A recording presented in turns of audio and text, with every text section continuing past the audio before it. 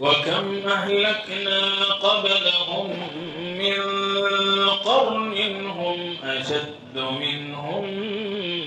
بطشا فنقروا في البلاد هل من محيص إن في ذلك لذكرى لمن كان له قلب أو ألقى السمع وهو شهيد ولقد خلقنا السماوات والأرض وما بينهما في 6 أيام وما مسنا من لغوب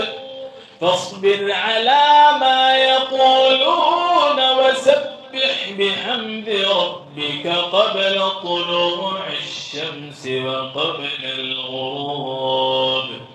ومن الليل فسبحه وأدبار السجود واستمع يوم ينادي المناد من مكان قريب يوم يسمعون الصيحة بالحق ذلك يوم الخلد إنا نحن نحيي ونميت وإلينا المصير